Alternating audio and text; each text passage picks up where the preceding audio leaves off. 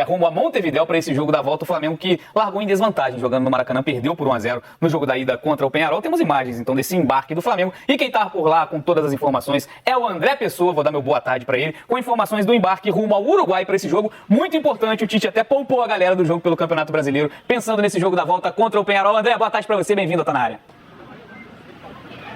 Fala, Bené, tudo bem? Grande abraço, uma boa tarde a você, ao Grafa, Ana Thaís, a todo mundo ligado no Tá Na Área. Momentos agora de calmaria, o ônibus trazendo a delegação do Flamengo chegou há alguns minutos. Falo aqui direto do terminal de cargas do Aeroporto Internacional do Galeão. Flamengo que treinou pela manhã no CT Ninho do Urubu. Por volta das 3h30 da tarde saiu do CT lá na zona oeste do Rio de Janeiro rumo ao Galeão. Trajeto que demorou um pouquinho porque, olha, tinha mais gente que o esperado nesse Aeroflá. Muitos torcedores apareceram por aqui, pelo menos 200 torcedores. E aí quando o ônibus se aproxima do terminal de cargas, eles tomam a rua e aí o trajeto fica muito mais devagar. Teve um torcedor que conseguiu subir no ônibus, algo que já vem se tornando comum todas as vezes que o Flamengo vem fazer um embarque aqui pelo terminal de cargas. Torcedores que receberam o Flamengo ao grito de "Vamos virar Mengo", mostrando um pouquinho de apoio. Claro, a gente teve alguns gritos, alguns xingamentos contra o técnico Tite nessa chegada do ônibus, mas foi um clima muito mais de apoio dos torcedores que vieram dar esse último apoio, essa última força ao Flamengo. Tinha bandeirão, bateria, fogos de artifício. Foi uma festa bacana realizada. O ônibus do Flamengo já passou aqui pelo bloqueio que está ainda aqui atrás, montado pela Guarda Municipal, pela Polícia Militar, e daqui a pouquinho, por volta das 5h50, 10 para 6 da tarde, sai o voo do Flamengo em direção a Montevidéu. Flamengo que deve chegar por volta das 8h30 da noite e ainda vai realizar uma atividade na capital uruguaia antes da partida de quinta-feira contra o Peñarol. Treino amanhã às 3h30 da tarde no Complexo Esportivo, que é do atacante Luiz Soares. Luizito Soares inaugurou no ano passado um complexo esportivo, vai abrigar o Flamengo no treino de amanhã. Nessa atividade, o Tite deve definir a equipe que enfrenta o Peñarol. A tendência é a entrada do Léo Ortiz no meio de campo. O Flamengo que vai tentar fazer o que ainda não conseguiu nessa Libertadores: vencer fora de casa. Até agora, 4 partidas com 3 derrotas e 1 empate. Precisa vencer para tentar buscar uma vaga na semifinal da Libertadores. Bené, volto com vocês. Valeu, André Pessoa, muito obrigado pelas informações. Então, o Flamengo rumo a Montevidéu, palco dessa decisão de quinta-feira. O Flamengo precisa, então, de algo inédito nessa Libertadores, que é conquistar uma vitória e, para se classificar sem a necessidade dos pênaltis, uma vitória larga, né? 2 gols de diferença, porque o Peñarol venceu no Maracanã no jogo de ida. Ana, a torcida apoia, claro, e sabe nesse momento que talvez seja... a gente usa muito esse clichê de jogo do ano ao longo das temporadas, mas nesse momento é logo depois de o Flamengo praticamente, não vou falar matematicamente, porque a gente sabe que o Campeonato Brasileiro pode preparar surpresas, mas nesse momento em que o Flamengo praticamente se livra, se isola da briga pelo título brasileiro. Então a Libertadores acaba sendo, já é o grande desejo, né, temporada após temporada, mas um jogo que tem essa cara de final para o Flamengo. O torcedor sabe muito disso também, né? É surreal o Flamengo com o time que é, com o elenco que tem, mesmo com todas as baixas que teve durante o ano, não ter vencido nenhuma partida fora de casa na Libertadores, né? Eu acho que isso diz muito sobre essa instabilidade de 2024, que veio de 2023. O Flamengo oscilou muito na temporada. Eu acho que desde que acabou a Copa América, praticamente, o Flamengo vem caindo de rendimento. E aí chega nesse jogo importante. Eu acho que isso é puro achismo, tá? Não tenho nenhuma informação, é puro achismo. Eu acho que é um time que está emocionalmente abalado, sem muita confiança. E agora eu acho que cabe aí a comissão técnica encontrar esse fio de confiança para fazer o time jogar bem fora de casa e voltar com esse resultado. Não é só a vitória, é a classificação, né? Vencer não é o suficiente, o Flamengo tem que classificar. Depois de alguma sequência de jogos ruins que o time vem oscilando.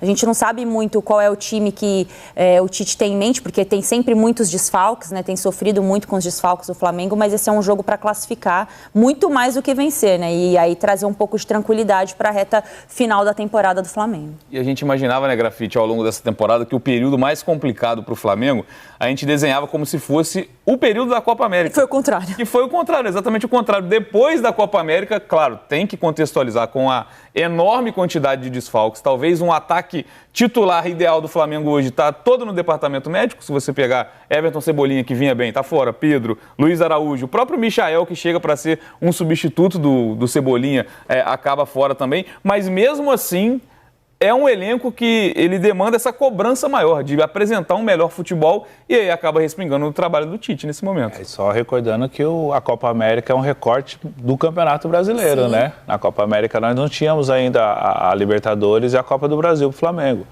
E o Flamengo conseguiu ir bem durante a Copa América, onde todos... o Flamengo vai perder muitos jogadores, aquela coisa, e conseguiu ter uma dinâmica, conseguiu ter bons resultados, o que acabou trazendo uma esperança maior para o torcedor, mas como a Ana falou, né, o comportamento do Flamengo jogando fora de casa em 2024 é muito abaixo do que a gente espera do elenco do que o Flamengo tem.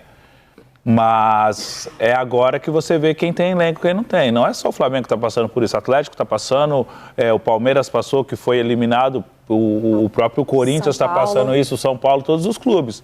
Mas acho que eu concordo com a Ana, assim, acho que o Flamengo hoje atuando, acho que está sob muita pressão por parte do torcedor, por parte da imprensa, por conta do elenco, e acaba respingando dentro do campo, né? Os jogadores não conseguindo desempenhar em alto nível, a gente vendo um Pulgar a semana passada que sempre apresentou um bom nível, fazer um jogo muito abaixo do que está esperado. O próprio Flamengo fez um jogo muito ruim a semana passada. Então não é só recuperar... Até mesmo os jogadores que a gente espera mais, o Arrascaeta, o De La Cruz. De La Cruz não conseguiu jogar, defensivamente o Léo Pereira, o Bruno também não foram bem, os Brunos não foram bem, o defensor e o atacante. Foi um jogo muito ruim do Flamengo, mas tem elenco e tem chance para reverter. É difícil? É muito difícil. O Peñarol dificilmente vai sair para o jogo jogando em casa com o placar que ele fez aqui no Rio de Janeiro. O Flamengo vai ter que se desdobrar, como a Ana falou, não só vencer, mas classificar. Vamos dar uma olhada, então, numa comparação que a gente tem sobre a escalação do Flamengo. O Tite, volta a dizer, ele descansou 12 jogadores imaginando esse jogo contra o Peñarol e o Gabigol também acabou fora dessa viagem para Porto Alegre para enfrentar o Grêmio na última rodada do Campeonato Brasileiro. A gente tem aqui um comparativo da provável escalação do Tite, até imaginando como foi o jogo da ida, e qual é a escalação desejada pela torcida. E aqui eu explico. O GE. Globo abriu uma enquete chamada Você Escala, lá no GE. Globo, na página do Flamengo. 24 horas no ar para o torcedor, com as opções possíveis do Tite, montar o time que o torcedor acha ideal para esse jogo. Então a gente analisa algumas diferenças. Nesse time provável do Tite, a gente tem a dúvida em relação ao Pulgar e ao Léo Ortiz. Então esses 12 jogadores que estão aparecendo, que são os 12 poupados pelo Tite, contra o Grêmio, existe essa dúvida, lembrando que o Pulgar foi o titular no jogo da ida no Maracanã e o Léo Ortiz acabou sendo o último reserva a entrar naquele jogo, então a gente tem aqui esse desenho do time. E a mudança em relação ao que a torcida deseja na enquete do GE. Globo, a primeira está na lateral direita, que seria a entrada do Wesley no lugar do Varela, e aí o Léo Ortiz, né, também ganha essa enquete do Pulgar nessa disputa, e no ataque o Plata acaba sendo preterido para a entrada do Gabigol. Essa entrada do Gabigol, a gente sabe que o torcedor tem ali um carinho pelo Gabigol, mas a gente sabe que na cabeça do Tite não faz muito sentido nesse momento. Acho que o Gabigol titular não é algo que a gente possa imaginar, mas olhando as pequenas mudanças em relação ao time que a torcida deseja, o que o Tite pode levar a campo, o que tem de mudança relevante na forma de jogar do Flamengo para você, Ana? Ô, Bené, eu gosto das duas escalações, tá? Eu gosto muito realmente das duas escalações. Porque ela é retranqueira, viu? Eu sou super retranqueira, eu sou um filhote de Mourinho. Vai ter que buscar o resultado. Simeone. Agora, eu jamais iria para um mata-mata precisando classificar com a dificuldade que o Flamengo tem enfrentado recentemente com o Gabriel no banco. Mas ele não está bem fisicamente, tecnicamente, sei lá, o Tite dá trilhões de justificativas, mas ainda assim é o Gabriel, é o jogador que decidiu Libertadores para o Flamengo e assim, claro que o jogador não joga como o passado, mas também joga como o passado. Então, eu acho que nesse momento em que a pressão está enorme, o Tite também tem que dividir as responsabilidades. Ele sempre foi muito bom em desarmar tensões nos clubes por onde ele passou e ele não está conseguindo fazer isso no Flamengo. Se você pegar aí o time que ele teve à disposição desse ano em específico, né, quando o time foi bem na Copa América e quando o time foi mal, agora nesse recorte mais recente, tem jogadores que ele nem trouxe nessa trajetória para cá. Então, eu acho que o Gabriel não pode ser descartado assim, do nada. Eu sei que tem as questões internas, a gente sabe só 10% da realidade do que vive o Gabriel, mas eu jamais iria para um mata-mata com o Gabriel no banco improvisando ali o Bruno Henrique. Tem uma outra questão que passa muito pelo De La Cruz, Léo Ortiz e Pulgar, né? Quem é que tá bem, que merece essa vaga? O Léo Ortiz talvez seja um dos melhores jogadores do Flamengo nesse recorte recente. Também não começaria um mata-mata com ele no banco. E aí você, assim, bem clichê mesmo, só para dividir a responsabilidade. Porque tecnicamente ele vai dar conta, os jogadores que são aí são talentosos, eles vão dar conta, mas divide a responsabilidade. O Léo Ortiz é um dos melhores jogadores mesmo momento, ele tem condições de contribuir para o time buscar o resultado fora de casa, eu também começaria com ele. E eu não sei se o De La Cruz está com essa bola toda nesse atual momento para, né, bancar de vez como um titular no lugar do Léo Ortiz. Se ele quiser jogar sem o Pulgar, beleza, é uma escolha. Acho que o time fica até um pouquinho mais ousado sem o Pulgar ali na cabeça de área. Mas eu não abriria a mão nem do Léo Ortiz, nem do Gabigol, só que aí é uma opinião muito particular, né? Nem estou interpretando a cabeça do time. Mas você vê a possibilidade, então, de Léo Ortiz e Pulgar. Talvez com a Arrascaeta à frente. Sem o De La Cruz, né? Sem o De La Cruz. Mas aí é aquilo, né? Acelerar a recuperação dele depois da Copa América para ele voltar e jogar. Então você tem esse peso também de ter que escalar o jogador pelo que fez, né, o Flamengo para recuperá-lo, e ele está em campo nesse mata-mata importante. E para você, Grafa, essa mudança no ataque, né? Lembrando que na escalação do Tite, o Bruno Henrique é deslocado para fazer essa função ali do homem mais avançado, com o Plata pela ponta esquerda, lembrando que Cebolinha e Michael poderiam ser essas opções pelo lado esquerdo, e na outra é o Bruno Henrique com o Gabigol ali, num jeito que a gente está mais acostumado a ver, né? O Bruno Henrique aberto e o Gabigol como 9. É difícil, assim, você tirar o De La Cruz por conta das últimas atuações dele, talvez pela condição física, né? Sim. Porque ele já foi muito produtivo durante a temporada. Eu não sei as condições físicas do Gabriel. Eu acho que o Gabriel começar jogando ou não vai muito pela condição física dele. A gente sabe que tem os problemas externos lá, os problemas internos entre ele, o Tite, a diretoria. Mas eu concordo com a Ana, tem que dividir as obrigações, dividir as responsabilidades, treinador, jogadores, que todo mundo tem a sua parcela de culpa e a sua parcela de sucesso quando tudo dá certo. Talvez ali, numa eventual saída do De La Cruz, eu continuaria com o Léo Ortiz e o Léo Ortiz mais centralizado, traria o Gerson um pouco para trás e traria com o Plata pelo lado direito também. O Plata, o Gabigol e o Bruno Henrique também. Não sei, são possibilidades que pode ser feito, mas eu concordo com a torcida também. A escalação da torcida tá legal, tá boa. Tá boa. Nessas horas a torcida, né, e o Flamengo precisa de gols, precisa jogar para frente, precisa sair para o jogo, lógico, precisa tomar cuidado para não tomar gols. Se tomar gol, a busca pela classificação fica mais difícil ainda. Mas o fato de ter o Léo Ortiz no jogo não quer dizer que vai ser defensivamente. O Léo Ortiz sai muito bem pro jogo, assim como o Pulgar sai também, mas não vive um grande momento. Mas eu tô falando com o torcedor também. Esse Flamengo aqui da torcida, acho que para mim seria o ideal. Não sei o que passa na cabeça do Tite a respeito da condição física do Gabriel. E até agora, mesmo... Só uma coisa, Bela, desculpa. Se o Tite entra com essa escalação, ele rasga o diploma Tite dele, né? Porque assim, eu nunca vi o Tite jogar tão faceirinho desse jeito. Abrindo mão de volantes. Ele gosta de sustentar a linha de defesa com uma cabeça de área, né? Com um jogador na cabeça de área. E mesmo que esse jogador saia um pouco mais, mas ele gosta desse tripé, volante e 2 zagueiros. Eu ficaria surpresa se o Tite escalasse o time dessa forma, mesmo o Léo Ortiz fazendo essa função. Mas eu gostei da escalação da torcida. E eu acho que assim, tem a questão física do Gabigol, mas eu não sei. Acho que até se o Gabigol tiver 100% fisicamente, não indica a sequência dele com o Tite que talvez essa seja uma chance, vocês não enxergam assim? Porque se a gente pegar os números, a gente tem até as matérias lá no GE. Globo, o Gabigol foi titular na era Tite 3 vezes esse ano com o Tite. É o 19º jogador mais utilizado. Muito pouco, né? Claro que em alguns momentos por questão. Teve a questão da suspensão dele, por toda aquela questão de não fazer o exame antidoping nas circunstâncias ideais. Ele ficou um tempo afastado, até por isso o Flamengo vai atrás do Carlinhos e faz essa contratação no primeiro semestre. Mas mesmo assim é um jogador que não teve uma sequência com o Tite, né? E lembrando também que o Pedro era um cara também que intocável nesse time titular. Né? O que ele fez em 2024 colocou ele nesse lugar com muito mérito. O Pedro à disposição, a gente jamais estaria questionando aqui a presença do Gabriel em campo ou não. Mas sem o Pedro, eu acho, na minha opinião, para mim, o Gabriel passou. Acho que esse ano o Gabriel, em momento algum, esteve 100% na sua melhor forma física. Por conta de lesões, por conta da suspensão, que ele não podia nem ir ao clube, não podia treinar. Ele perde o ritmo de jogo, de treino até, né? Por mais que treine sozinho, com preparador físico, só na academia, você perde ritmo de jogo.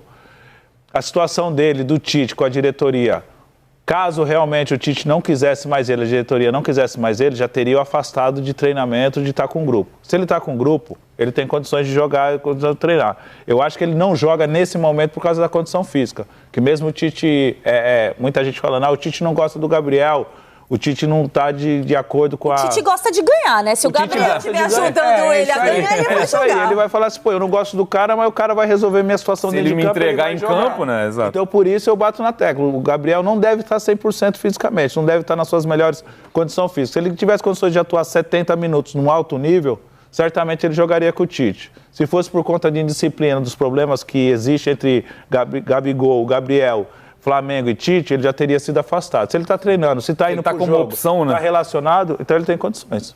É isso, então, uma das dúvidas para esse time. E falar um pouco do Léo Ortiz também, acho que chamou muita atenção no jogo da ida a não escalação do Léo Ortiz. Porque ele não é volante, o Léo Ortiz é contratado como zagueiro, ele, na teoria, brigaria por vaga no time com o Fabrício Bruno, com o Léo Pereira, com o Davi Luiz, enfim. Mas a necessidade do Flamengo, muito por conta de outras lesões que o Flamengo teve ao longo da temporada, até da ausência do Pulgar no período da Copa América, o Léo Ortiz deu muito conta do recado como volante, como primeiro jogador do meio-campo. E aí, num momento em que o Flamengo oscila demais, você tirar um jogador que está numa boa fase, talvez não tenha sido uma boa escolha do Tite para esse primeiro jogo. O Tite confirmou pós-jogo que ele não tinha nenhum problema físico, né? Eu não sei, não vi.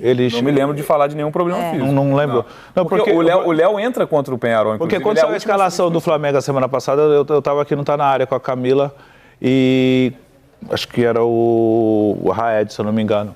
E aí quando saiu a escalação, e eu não vi o Léo Ortiz, eu tive a certeza que o Léo Ortiz deve estar com algum problema físico. Não, acho que não teve esse assunto, não. Por conta da boa fase, né? Porque só isso poderia explicar, porque né? tem aquele teste de secar após almoço, no dia do jogo, ó, pode ter apontado alguma coisa, se você jogar, pode acontecer alguma coisa. Pensei isso.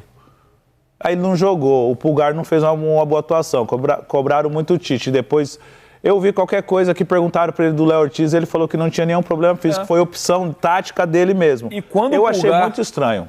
E quando o Pulgar ele é substituído, porque o Pulgar, uma das questões, o Pulgar não fez um bom jogo e também recebeu o cartão amarelo. Então tudo isso fez com que o Pulgar fosse sacado no segundo tempo. E não foi o Léo Ortiz que entrou naquele momento. O Tite, talvez uma substituição até mais ousada do que o normal, colocou o Alcaraz. Ele precisava do resultado. Ele precisava do resultado. O Alcaraz também não entrou bem, errou alguns passes simples até ali no meio campo. E aí o Léo Ortiz só vai entrar mais pra frente. A última é a 5ª substituição do Flamengo. Então até isso chama atenção. Até no decorrer, e o Léo Ortiz entra bem. Na circunstância ali que o Flamengo precisava buscar um empate, tentar a virada, claro, mas buscar um empate no mínimo em casa contra o Penharol, chama atenção até isso. Até no decorrer da partida, o Léo Ortiz ser a última opção, digamos assim, a entrar no jogo.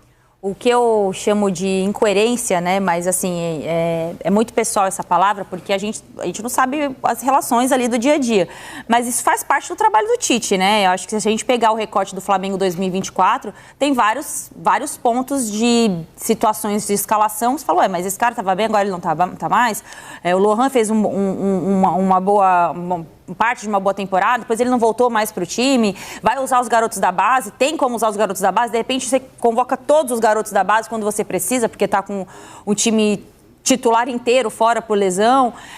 Tem a questão do Fabrício Bruno e do Léo Ortiz também. O Fabrício Bruno estava na seleção, foi convocado para a seleção, jogou muito, volta, aí o Flamengo vai lá e contrata o Léo Ortiz. E legal, tem que contratar mesmo. Os melhores tem que estar onde vai disputar. Mas aí o cara vem para disputar a posição com um dos melhores zagueiros do Brasil, aí fica essa situação. E aí? Vai disputar? Não vai? Vai tirar o Léo Pereira? Vai tirar o Fabrício Bruno? Aí tira o Fabrício Bruno, aí traz. Então, assim, eu acho que tem várias marcas que eu acho que estremeceram um pouco faz a gente questionar um pouco o ambiente de trabalho nesse momento no Flamengo. É isso que me parece um time sem confiança. E eu acho que a confiança diz muito da relação do grupo de jogadores com o treinador. Grafite jogador viveu situações inúmeras, não especificamente no caso do Flamengo, mas eu acho que a relação do treinador, e eu não digo só da pessoa do Tite, mas a comissão técnica num todo, influencia muito na relação com o campo. E eu acho que isso para mim está muito claro. Não me parece que é uma relação 100%.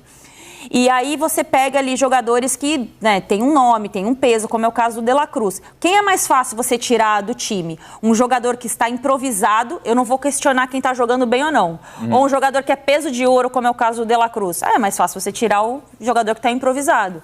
E isso diz muito também sobre como o Tite pensa esse time do Flamengo, né? Então, assim, chamou a atenção, ninguém entendeu, acho que as perguntas seguem, aí para serem respondidas, mas o Tite tem a possibilidade de fazer essa correção de rota para essa classificação agora, né? E a outra mudança que a torcida gostaria, pelo menos a torcida que participou da nossa enquete, é na lateral direita. Essa me pegou um pouco, porque eu não acompanhei eu não acompanhei. Eu tenho a sensação que o Wesley voltou a ser querido pela torcida. Eu tenho a sensação que o melhor para a torcida nesse caso é sempre quem está no banco.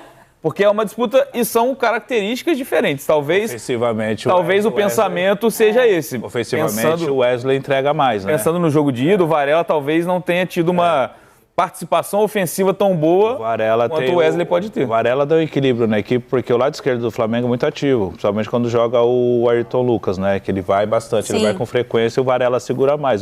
Com o Wesley, não, o Wesley tem uma desenvoltura maior, ele sai mais pro jogo.